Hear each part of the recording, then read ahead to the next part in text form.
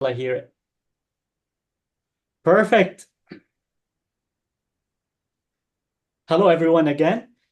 I am Mastour Al-Kaboudi, Program Manager of the Canadian Accessibility Network.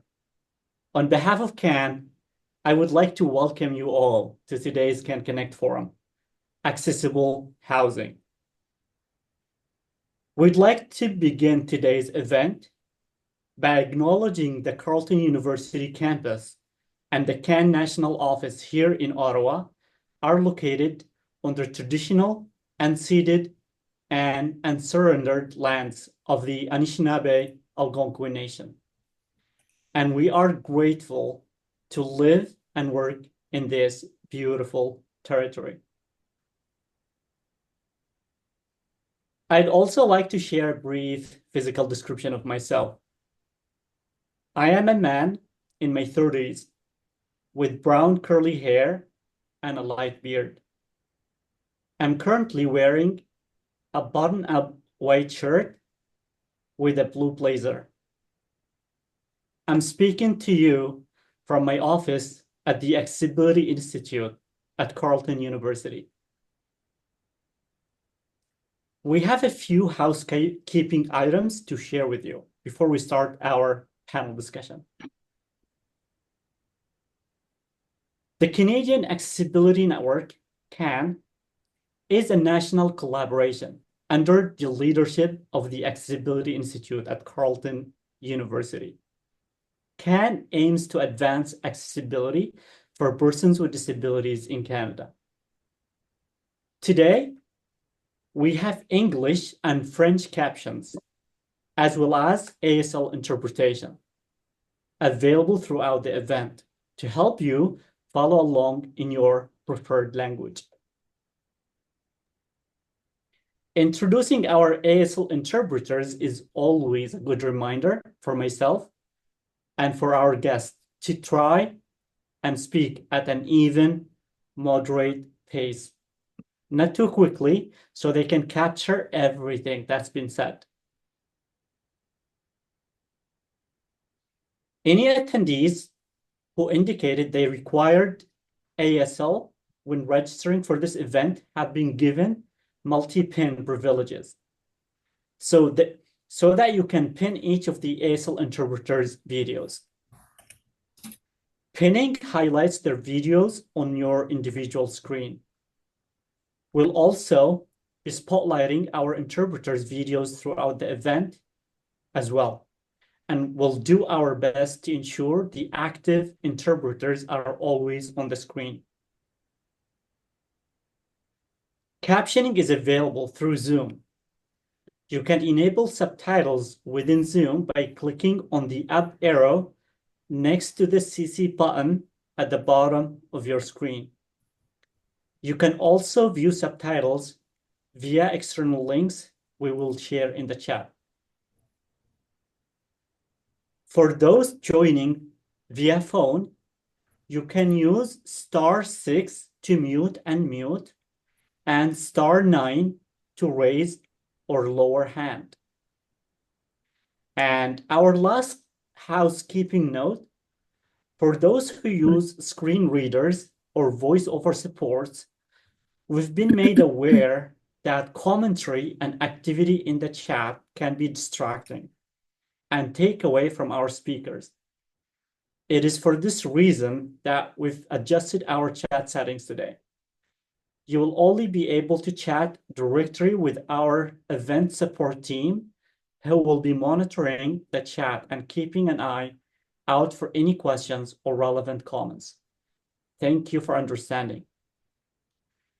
All right. Now, I would like to introduce our panel moderator, Sonia Tanguay.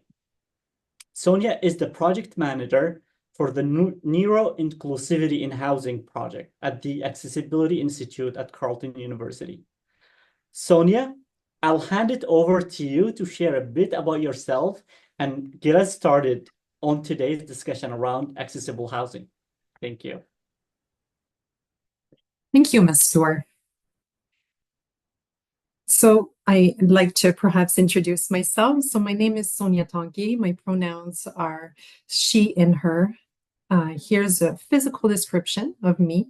I have medium length brown hair, brown green eyes. I'm in my 40s. I'm wearing a maroon shirt today. I have 20 years of experience working with neurodivergent individuals in the areas of employment and academic accommodations. I'm pleased to be part of the Neuro-Inclusivity and Housing Project, working as a project manager at the Accessibility Institute in partnership with the CNIV Family Foundation. Today, we aim to explore the pressing question: what are the most common barriers to accessible housing? How do social factors like community attitudes and policies shape the availability and quality of housing for persons with disabilities? We'll dive into these issues and consider how we can break down these barriers to create more inclusive communities. Before we begin our discussion, I'd like to introduce our panelists. I'll invite each of you to share a brief introduction, your name, your role, and your connection to accessible housing. Now, let's start with Amy Lonsberry. I am Amy Lonsberry. My pronouns are she, her.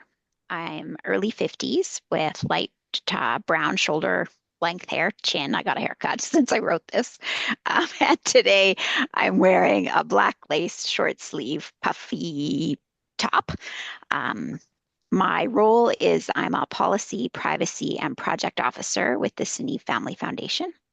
CNIV is an operating foundation based in Calgary, Alberta. I live, work, and play on the traditional territories of the Blackfoot Confederacy, Siksika, Kainai, Piikani, the Tsuut'ina, the Ithaca Nakota Nations, Chiniki, Bearpaw, Goodstoney, the Otipemisiwak Métis Government, Districts 5 and 6, and all people who make their homes in Treaty 7 region of southern Alberta, where it is a glorious fall day. Thank you, Amy. Now let's move on to Lara Pinchbeck. Good day. I am Lara Pinchbeck. I use she, her pronouns. I join you today from Amiskwaciwâskahikan in Treaty 6, which is colonially known as Edmonton in Alberta. I'm a middle-aged, middle-sized woman of Northern European ancestry. I have shaggy, fine, silver shoulder-length hair. I usually wear glasses, and today I'm wearing a slippery, silky, long-sleeved, open-collared shirt with a bold pink and fuchsia pattern. I call myself a socio-spatial researcher with a background in architecture, human ecology, and critical disability studies. I also call myself a design anthropologist, for I look at design as a product and design as a process. All of this within the context of making our built environment more inclusive for everyone. Currently, I do this through my own firm, through my doctoral studies, and with the Rick Hansen Foundation's Accessibility Advisory Services. Thank you. Thank you, Lara. Now let's move on to Sarah Collins. Good day, everyone. My name is Sarah Collins. My pronouns are she, her, and my physical description is I have, I guess, a little longer than my shoulder length brown hair. It is normally straight, but has some curl to it today. I'm wearing a black shirt with a black sweater. And yeah, I'm coming to you from my workplace in my office at the Salvation Army London Centre of Hope in London, Ontario, Canada.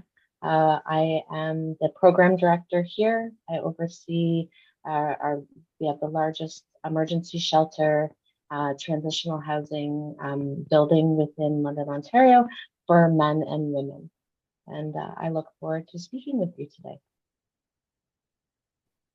Thank you, Sarah. Now let's move on to Jade Malum. Hi, my name is Jade Malum. I'm a Caucasian woman in my late 40s. I'm part of the Two-Spirit LGBTQIA plus community. My pronouns are she and her. And today I'm wearing a black and flowered top and also a black and flowered headscarf. I'm the founder of Beautifully Inclusive, an accessibility consulting firm that primarily focuses on the built environment, systems, and processes. I'm also multiply disabled. So, in addition to my education, I bring experience and awareness through lived experience to every project I work with. I'm joining you today from Vancouver Island, British Columbia, the traditional territory and unceded land of the Coast Salish people, specifically the Lekwungen, the Swasepsum, and the Tsauk. And I come with respect for this land and for the people who have and do reside here and who have cared for the land and water of the Pacific Northwest. And I'm committed to actively working against colonialism and toward reconciliation. Thanks for having me today. Thank you all for your introductions. We're looking forward to hearing from each of you and learning from your insights and experiences on accessible housing. With that in mind, let's dive into our panel discussion. I'll start by asking our first question. Now that we've heard your introductions, could each of you share what inspired you to join today's discussion on accessible housing? We'll move on to Jade. I was inspired to join today because we live in an inaccessible world. I'm a fierce advocate for accessibility, health, wellness, and human rights. And I believe that every voice and every conversation helps to make the world more inclusive. Thank you, Jade. Amy. Sorry about that. So housing is a right, and we are not actualizing housing as a human right in Canada. And housing is foundational to health and wellness and safety. And so I'm quite passionate about the topic. My employer, fortunately, allows me to pursue that passion. So Seneve collaborates with individuals, communities, and organizations across Canada with a vision that autistic and other neurodivergent people live, learn, work, and thrive in their communities. Initiatives that I have or I'm currently working on related to housing are the Autism Alliance of Canada Housing Working Group, Housing Through an Autism Lens Solutions Lab, which was a CMHC project. Sorry, acronyms bad. Canadian Mortgage and Housing Corporation. I've worked on many pre-budget submissions at the federal, provincial, and municipal level. And for the last 10 years have been consistently advocating for the need for housing that is accessible to someone on social assistance. And finally, I'm have the good fortune of being Seneve's project lead and working with the fine people at Carleton University's Accessibility Institute on the Neuro-Inclusivity and Housing Initiative. Thank you. And let's move on to Lara. Thank you. Since the 90s, I have worked to address the lack of accessible housing and advocate for the development of more. My work usually runs from affordable housing projects to bespoke high-end private residences, such as barrier-free apartments, garden suites for aging in place, multi-generational congregate communities, and single homes. I do the design, user and stakeholder engagement, project facilitation and management, post-occupancy evaluations, design manuals, and also sit on technical and research committees. But why do I do this? Well, I believe that housing is a basic human right. Having housing that works for inhabitants is imperative. Humans have complex relationships with our homes, and we cultivate what we need from them technically, functionally, culturally, and psychosocially. We know how our housing can be accessible. And right now, I'm dedicated to identify and address barriers to implementing this information so that Canada can actually be more accessible. Thank you, Laura. And now Sarah. Yeah, so I've been working in the housing and homelessness sector for 16 plus years now. And with the lack of safe, affordable housing options in community that we've continued over these past 16 years to see that decline, we have really been focusing on changing our environment in emergency and transitional housing to make it more inclusive, more trauma informed. And focusing on these and the accessibility to all of those in community and those that are considered homeless and are accessing emergency shelter, and how can we best support individuals and their needs and wants while in housing. Many of the speakers that have gone before me have mentioned housing is a basic human right, and that is what we're focusing on. Back a few months ago, I met with some researchers that were doing research for the Accessibility Network, and it just kind of inspired me to continue on having the conversation with others in our community. Now let's move on to our next question. What are some common barriers to accessible housing that people with disabilities face, and how can these be addressed in both new and existing buildings? Back to you, Sarah. So from my lens in the housing and homelessness sector, I mean, we're really seeing a lack of availability of safe, affordable options that are available in the market. Right? We're seeing this drastic increase in homelessness, making access to shelter and emergency housing near impossible. It is, I mean, it's kind of clogged because years ago, people would come in and there was an exit strategy within 14 days, 21 days, a month. And now people are living in emergency shelter and transitional housing for year upon year. There is nowhere to go that, I mean, the increase, I would advocate for increase in funding for Ontario Works and Ontario Disability Support Program, because the amount of funds that they gather each month, that they are receiving each month, they can't sustain themselves in housing and community. So they're forced to stay in emergency shelter, right? And when accessing emergency shelter, there is a lack of, over the years, there has been a great lack of training for the staff, the frontline staff, to work with individuals with accessibility concerns, right? So we've been really focusing on how do we become more culturally sensitive? How do we become more trauma informed? How do we work with individuals with different accessibility concerns that they may have when they access emergency shelter? And these are all some of the common barriers that we see in the housing and homelessness sector. Now let's move on to Amy. Oh, you're muted, Amy. It's okay. Good thing I have notes. And that wasn't the smartest thing I was going to say of my remarks. I was so proud of remembering the first two times. Before I start, I would like to mention that during my remarks, I'll discuss a number of initiatives and resources. I don't want to distract anyone from the discussion, but the links will be placed in the chat. And thank you to the tech help for that. Accessible housing is about so much more than a building. There was a Housing Through an Autism Lens project that was a Canada Mortgage and Housing Corporation Solutions Lab that wrapped up in 2022. The project was better known as HAL, and for the rest of my remarks, when you hear HAL, this is what I'm referring to. The HAL Lab collected over 200 stories from autistic adults, family members, service providers, housing experts, researchers, professionals, and subject matter experts.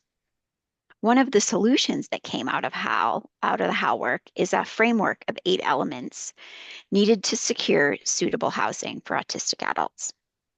These elements come together to make for a safe, secure, and empowering housing experience.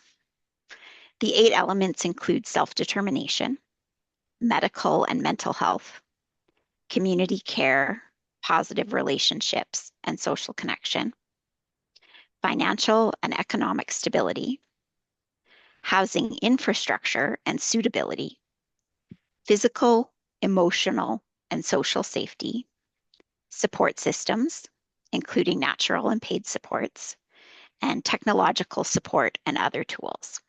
And the how link, if you want to learn more, that'll be in the chat. At SNEVE, we've been working with the 8 elements and challenging ourselves to ask, how can we use the 8 elements to make any housing environment more neuro-inclusive? One of the products of this thinking is a one-page placemat with individual considerations, housing and community considerations, and they're framed as questions to prompt discussion and maybe some new ideas. It prompts thinking around things like housing characteristics that make a location suitable, support needs, and of course a big one, income. SNEVE has also supported continuing the good work of HAL by partnering with Carleton University's Accessibility Institute on the Neuro-Inclusivity in Housing Initiative. The aim is to facilitate knowledge exchange and applied research to move neuro-inclusive housing solutions forward. We are collecting and sharing good practices, tools, and resources that are useful to people and organizations in the housing ecosystem. We're also hoping to support some coordinated action with partners through a neuro-inclusivity in housing network. So the URL for Neuro-Inclusive NI House is going to be in the chat, and Neuro-Inclusivity in Housing Network. It's early days, but we have a LinkedIn page. Thank you. Thank you, Amy. Now let's move on to Jade. I think one of the most pressing issues that I see is the lack of accessible units in the market. The recent push for new builds to include 10 or 15% of units as accessible is a step in the right direction, but more needs to be done. We can make all units more accessible for diverse disabilities such as pain, dexterity, hearing, vision, learning, neurological, and psychological, just to name a few. Universal design is key. We don't need to be stuck at 15%. When I talk to clients about how they can easily include accessibility throughout their entire build, they're surprised. And I think this is because through code, we are taught to think of accessibility only for those with mobility disabilities. Of course, mobility disabilities are incredibly important, but building accessible spaces needs to include more than door widths and ramps. I'll also note that building code still misses the mark on mobility disabilities. There are many examples I could give as a wheelchair user where building code was so terribly underwhelming, I was denied access to spaces. We should also consider there aren't enough long-term care facilities for our aging population. They all have significant wait lists, and we're still not building enough housing to allow people to age in place. In essence, we're forcing people to go into long-term care facilities even when they may not need full-time care, simply because we don't have enough homes that are built to age in place. We are overburdening the long-term care facilities unnecessarily. Affordability is a critical aspect, of course. The current cost of housing is exorbitant, and this is particularly challenging for people with disabilities, leading to an increase in homelessness. Many individuals who need adapted, accessible units rely on social programs, but these programs, these crucial programs, are facing alarming underfunding and cuts, making the situation more challenging. So we're now playing catch up and trying to build more housing rapidly. Some municipalities are getting creative and altering their zoning, implementing rent caps, etc. But we need to make more significant changes toward inclusivity. And I think finally, we fear change. Humans are habitual. Change is hard and scary, especially regarding multi-million-dollar builds. Thank you, Jade. Now,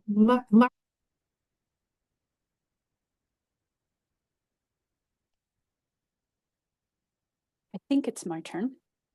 Yes. So thanks. First of all, we still have so many residential units where people who use mobility devices can't get into them, or they can't get to them, they can't get in them, they can't move around them, and they can't move out of them in emergencies, though we know what to do. COVID also showed us how our living environments impact our mental health, and how this is amplified for neurodivergent folks or those with mental health challenges. So I'm excited to see that there are actually more design conversations that are considering this. Additionally, we're becoming more aware of environmental controls and their benefit for everyone, especially people with disabilities. Air quality, for example, both inside and outside, are common topics of design discussion. Now, I'd like to add something more to my previous conversation that come from a conversation that I had this weekend. So I'm stepping away from my notes for a moment. I have learned that the building code as it's set up right now does not necessarily mandate that features that would support accessibility are automatically included in every type of residential context. I'm trying to explore why that is and how the mechanism of opting out of this can be enacted by housing developers. This might help explain why we're not seeing as many units on the market as we hoped we would.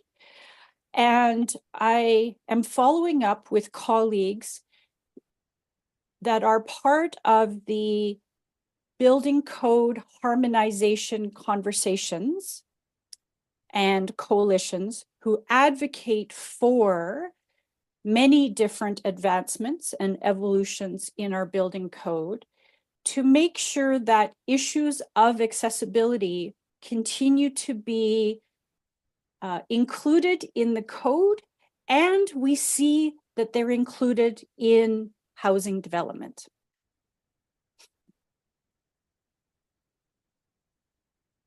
Right. So now we'll move on to our third question. How do social factors such as community attitudes, policies, influence the availability and quality of accessible housing? What steps can we take to improve these social factors?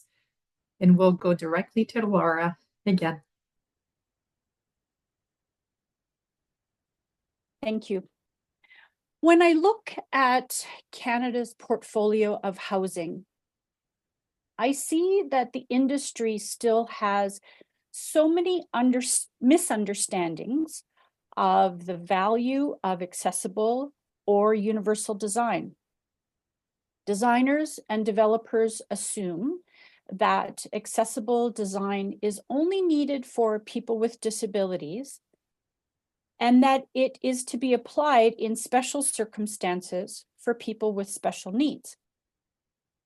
We need to shift this to see that accessible design should be everyday design or common sense design that benefits everyone. When I look at the process of developing housing, I see deficiencies that impact the quality of housing for people with disabilities.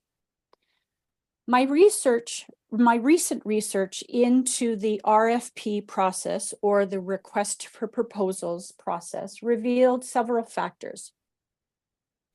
These calls typically do not include any mention of accessible or universal design, though the target inhabitants would clearly benefit from them.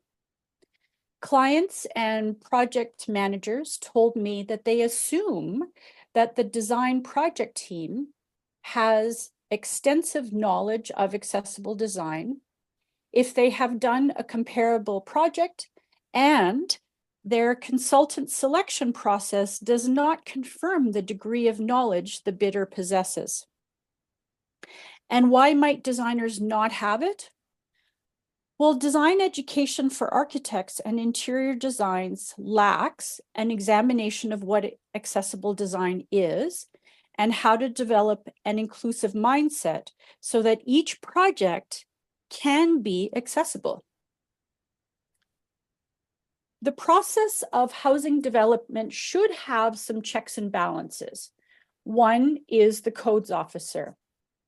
There are some items in the National Building Code that can contribute to accessibility, though I might say that these are piecemeal and do not strive to create a meaningful access throughout a whole ecosystem. However, codes officers tell me that accessible design features are not top of mind for them, mostly because they don't understand their value and they regularly miss them. And lastly, I want to touch on which projects receive attention. Awards are a form of recognition that could be an opportunity to ensure that a minimum level of functional accessibility is guaranteed. However, almost no design awards score projects for their accessibility. So until accessible or universal design becomes mainstream and commonplace, those who need it most will continue to be left wanting. Now we'll move on to Sarah.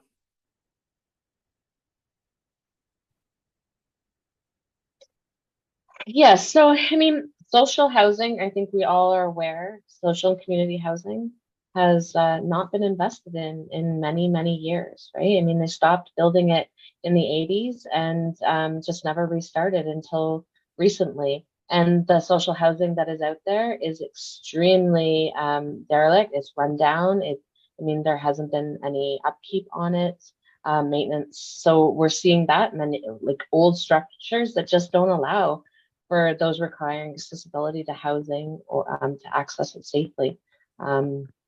Much like homelessness, there is just this lack of accessible housing, and it is truly it's a policy failure, right? We really need to be able, and we need to work together to advocate to higher levels of government to ensure that there is an increase in funding to build more affordable, safe and accessible housing.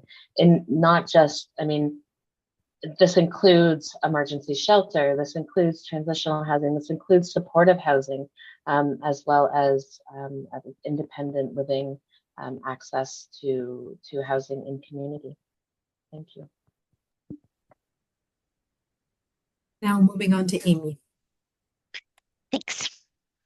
Social factors play a big role in availability and quality of accessible housing. A big policy gap is affordability. To be considered accessible, housing must be affordable. A recent housing needs assessment by the City of Calgary found that 1 in 5 households in Calgary cannot afford their housing. To address this gap, we need 2 things: way more social housing that is truly affordable, and livable incomes, both by wage and social assistance amounts. So what steps can people take? This is really an all of society problem, and I think many of the solutions must take an all of society approach. A place to start is by shifting the mental model and discussion that is too often used to talk about housing and poverty. There's an organization that I really like called Frameworks Institute. Framework says that the housing equity narrative needs to shift its balance between problems and solutions. The movement's challenge isn't to convince the public that the system is broken. The challenge is to show that it can be fixed. And it can be fixed. It must be fixed. Their Framework's website offers guidance on how to frame housing, homelessness, and related issues. You can Google Frameworks Institute, and the URL will be in the chat. Thank you, Amy. And Jade. Primarily, I would say when our communities convey that we as disabled individuals are not welcome, that we're intimidating or dangerous, that we are a financial burden, it creates barriers. Biases, lack of knowledge about accessibility, and sadly, discrimination from landlords, builders, investors, etc., are still quite common. Some don't want to accommodate disabled people due to additional misconceptions, such as high expense to build accessible suites, beliefs that disabled people will have a negative impact on other residents or the value of the units or build, that accessible spaces are ugly or won't work for non-disabled people, and that disabled people have less disposable income. So builders would instead prefer to target market rates or build luxury housing, which of course comes with a premium cost for the renter. Accessibility and inclusivity enhance our quality of life. More diverse communities tend to have healthier social environments with stronger people and services. And again, we're more able to age in place, which means spending more time with our families, in our communities, and creating society that values all lives. And we can make a difference by educating and inspiring those involved in the building and design process to do better. However, the role of policymakers is crucial in changing those attitudes and promoting accessibility in housing by advocating for more inclusive building codes, participating in sessions just like this one, where we can share ideas and work together to create change. We can help policymakers understand that they can significantly contribute to the advancement of accessible housing, but they need to choose to want to do that. Thank you, Jade. Now, moving on to our fourth question. Can you share some successful examples, practical examples, of accessible housing projects or initiatives that have made a significant impact? What lessons can we learn from these examples to apply to other communities? And we'll start with Amy. So I can offer a few examples of things we're doing at Seneve. Seneve's been working in housing for about 10 years. An example of an aha moment that had a big impact was when we learned that many affordable housing providers in Calgary require tenants to be working with a service provider, referred to as an agency of record. In Alberta, most autistic adults don't receive publicly funded supports through an agency, so they weren't able to access this affordable housing. We brought together a service provider that created a low-cost, light-touch support package and affordable housing providers. And with this approach, we have unlocked affordable housing opportunities for autistic adults in Calgary. So really understanding like what the barriers were, and it took a shocking number of conversations and time to really target like what was the barrier here. Another example is the City of Calgary is releasing land for affordable housing, but they're requiring partnerships with builders and community organizations. There's a market housing developer with an interest in non-market housing that approached Seneve, and so we have an exciting opportunity in the works. Can't say any more than that, but it's very exciting. And then we're always addressing readiness. So through skill building, we've programs like Launch Plus Skills, lots of skill building groups that are meet in person and virtually. And based on what we've learned working with people moving and into affordable housing, we created a Thinking About Moving guide. That's been vetted and reviewed by autistic adults, and I'm proud to say it was really well received. So, and then through information sharing and networking. So in Alberta, we have an Autism Housing Network of Alberta. The website has a housing roadmap for Alberta. So we really looked at it and autism specific. So it was across a range of support needs. It's Alberta programs. It's not a generic resource. And we're always adding information and resources based on community need. So for an example, one of the staff members that works on a lot of housing consultations said that they probably walk 3 or 4 people a week through Rent Faster, which is an Alberta tool to help people find housing. And so we made a video so that people can access this information and people can come back to it when they need it.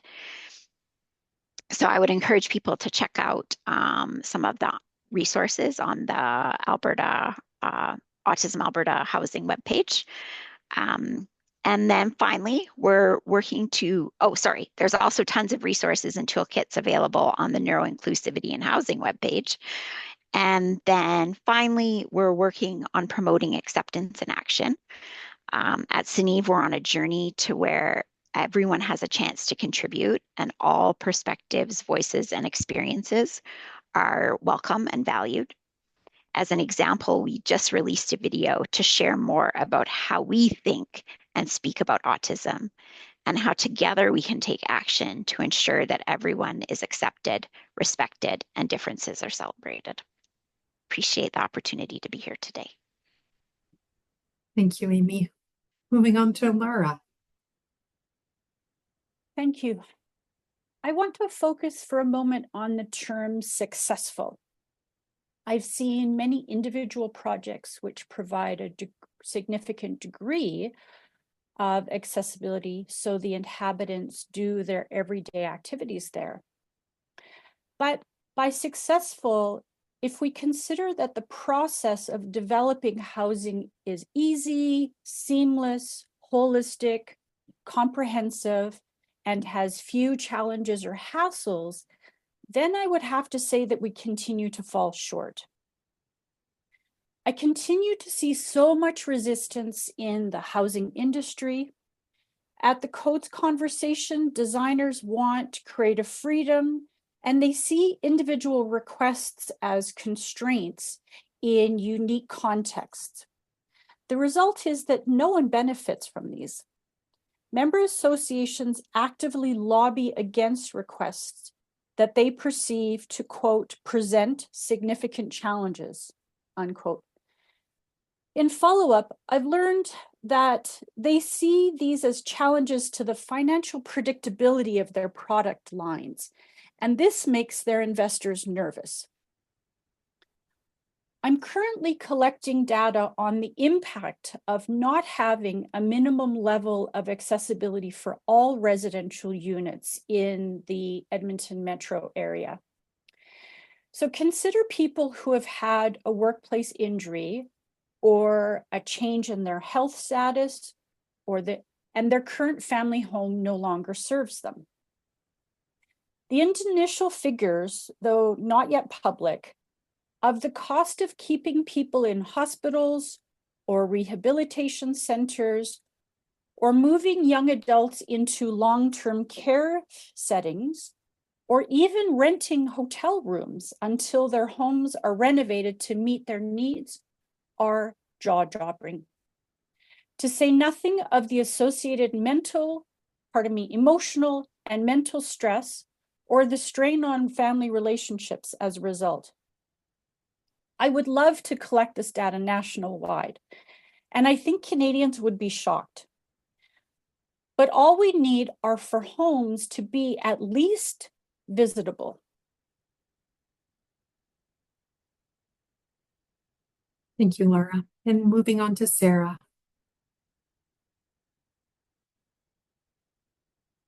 Thank you.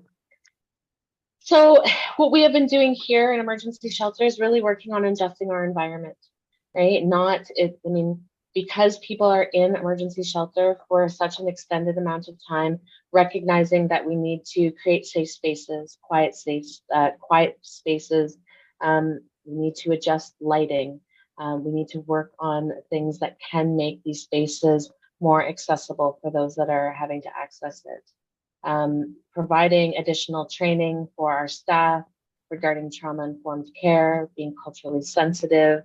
It really is about making these and creating these different supports for our team so that we're providing not only to those with visible disabilities, but those with the invisible disabilities, individuals struggling with mental health, concerns, as well as substance use disorder. We have created a recovery living environment for individuals that are in recovery from substance use disorder and are able to access a rehabilitative, supportive, and therapeutic environment to live in for up to 4 years, understanding that most transitional housing is a year or two, and recognizing that someone leaving an abusive relationship that was triggered by or struggles with substance use disorder, mental health, all of these co-occurring conditions that are taking place in our community, that 1 or 2 years sometimes just isn't enough to support them. So, I mean, we've created a recovery community center where people can live in recovery within an emergency shelter. It's all within the spectrum of harm reduction, from individuals actively using to individuals that are abstinence-based, and or being supported with opioid agonist treatment. We've started to provide social workers on site, occupational therapists on site, personal support workers on site. This is unheard of, really, in emergency shelter, but with over half of our population over the age of 55, personal support workers are needed to provide that dignity, being able to assist with showering and toileting and those types of things, to be able to give them the dignity and the respect that they quite frankly deserve, so that they can either, live out their time in emergency shelter, but also to help to build up their skills. And one of the co-speakers was speaking about skill development, and that's another piece that we work with in emergency shelter. With Housing First, when it came in many years ago, it was about, everyone only bring in a toothbrush and a pair of clothes, right? It wasn't about making it homey. But if people, quite frankly, are going to be backlogged into emergency shelter for 2, 3, 4 years, this needs to be an environment where they can build on their skills: how to cook, how to bake, how to budget, how to build a resume, how to go out and apply for school or jobs, right? It's not just about the focus. The focus primarily is housing, but it has to be all of those other things in order to help those individuals continue to grow and learn.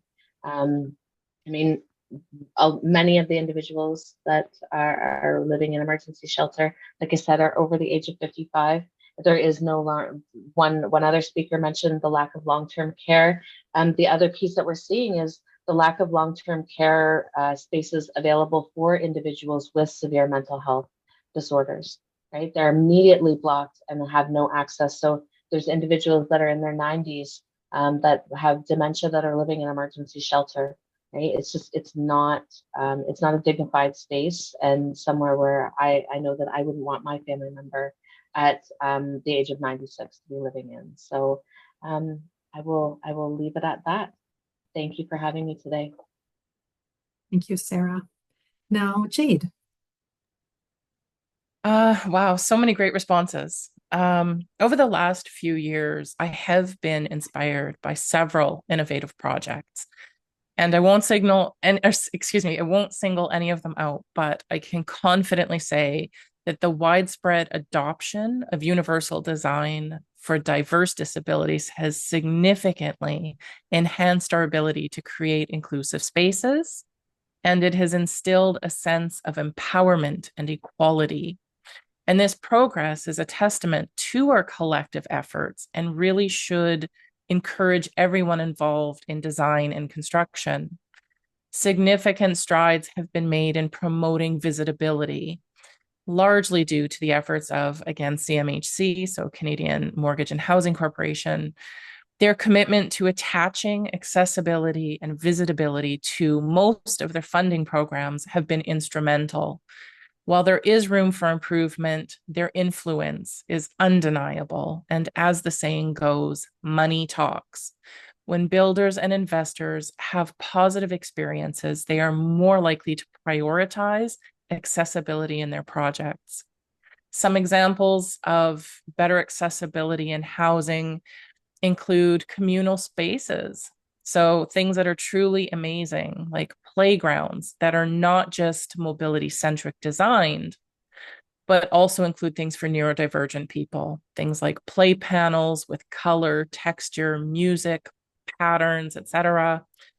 tunnels that somebody can hide in when feeling overwhelmed or overstimulated, cord rubber surfaces that are easier to navigate, and of course, accessible equipment that's engaging. Then I am seeing more mental health and wellness considerations, such as designs that reflect and respect the community's cultures, traditions, and histories to help foster belonging and connection. Fully accessible therapeutic gardens where people can connect, meditate, relax, pray, journal, etc. Medicine wheel gardens with traditional plants like sage, cedar, and sweetgrass that interested tenants can help care for and harvest and use. Veggie gardens are also included in this list. Nature and community are being invited into more spaces as well. And this emphasis on mental health and wellness in design makes the people living, working, and playing in these spaces feel valued and cared for. I could list hundreds of examples if I had more time. Accessibility is moving forward, sometimes slower than I would like, but every step forward does lead to the next step forward. And I think that that's something I need to always remind myself of. Thank you, Jade. And I think you have a list of different resources, and yeah, there you go. Mastur shared them. So that's wonderful. Thank you, Mastur. Now I'm being mindful of time. Time flies, and I will take an opportunity to take questions from the audience. So if you have any questions or comments for our panelists, please type them in the chat and I'll read them out to our panelists. Not all panelists will be able to ask a question, of course. If you require ASL interpretation to ask a question or share a comment, please raise your hand and we'll spotlight your video and invite you to sign your question. For any attendees who are joining us over the phone, the controls you can use to interact with us during the Q&A are *9 to raise and lower your hand and *6 to mute or unmute yourself. Sonia, Paula had their hand up. So yes. So hello, Paula. Yes, hi. I'm going to go ahead and sign my question. My name is Paula. I'm a deaf woman. I have my hair up in a ponytail and I'm wearing a green shirt, just to give you a visual of who I am. Thank you so much to the panel. It's a great discussion. I just had one question maybe you guys can answer, and my cat is here. Hopefully that's okay. But one thing that I wanted to ask, I think it's great that we're trying to improve accessibility in housing. One thing I've noticed in a lot of different communities is clearly buildings are, sometimes they're older and sometimes there's no choice in terms of, being able to rent or being able to improve on the accessibility features. And before 2012, that's when the code had been kind of established, and there wasn't anything included in the code in terms of for example, like a visual alarm for somebody who is deaf. And I know that this process takes a long time, and these requests, we have to wait for them and things like that. But I feel like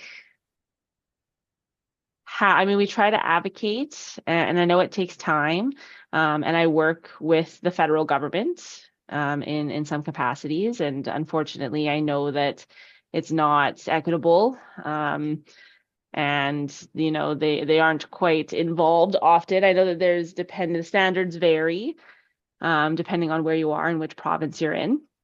But I'm just curious, really, how do we solve this? What is the clear solution to how we even, as deaf people can advocate instead of kind of getting the runaround?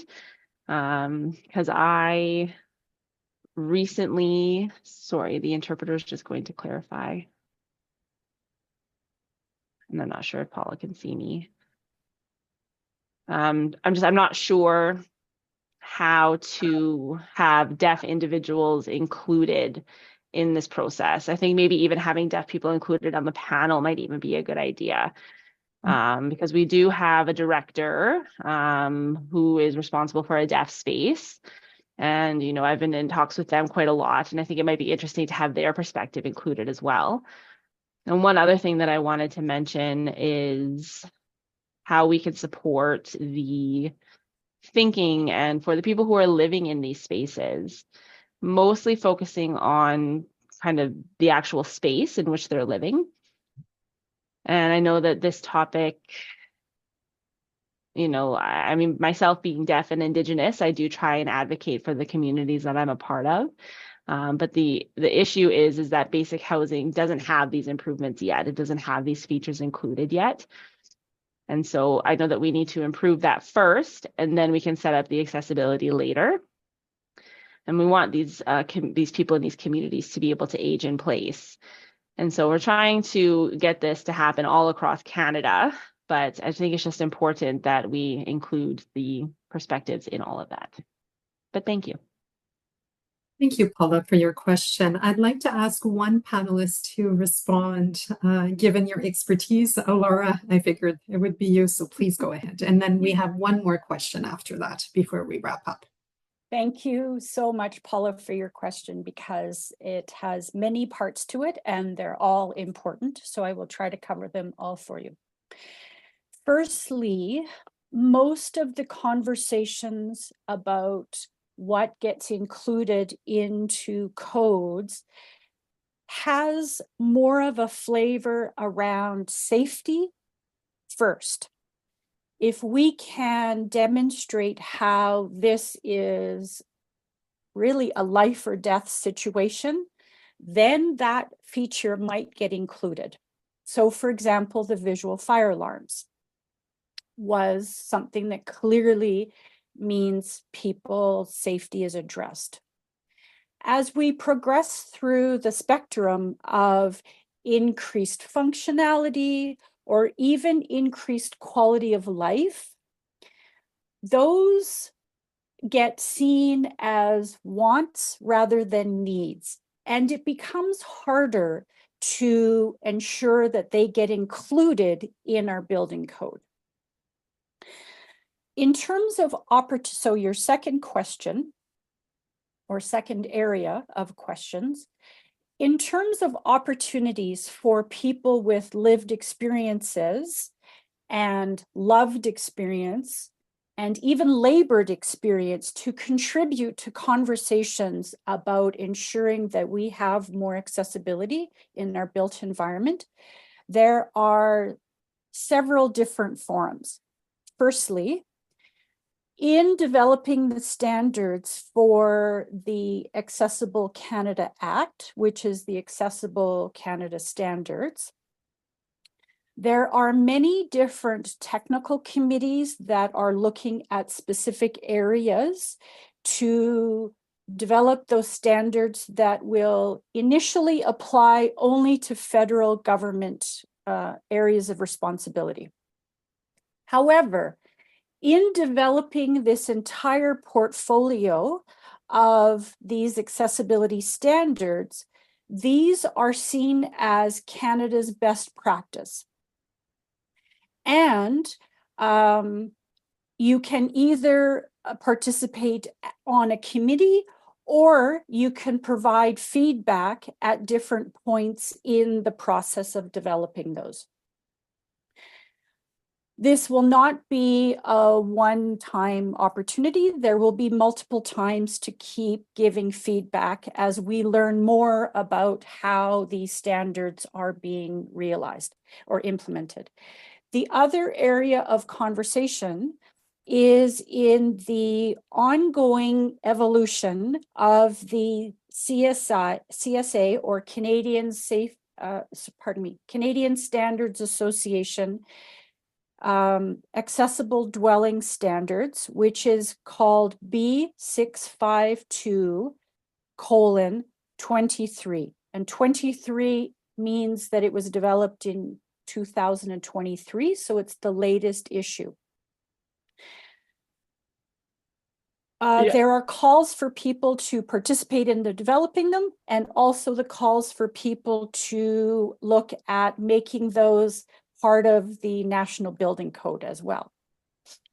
Thank you, Lara. Sorry, we can't take any more questions. So please post your questions in chat. I'll share them with the panelists, and then I'll share the answers afterwards. Thank you so much. I would like to wrap up by thanking all the panelists for joining us today and for this inspiring conversation. I hope we take what we learned today, and work together to advance and remove these barriers. Thank you, Sonia, for moderating this conversation. So if you are new to our network, please reach out to us at ken@carleton.ca to collaborate and continue this important work. Thank you all for joining us today. And I apologize for all of you who I could not get to your questions. Thank you so much, but we'll respond to them afterwards. Have a great day, everyone.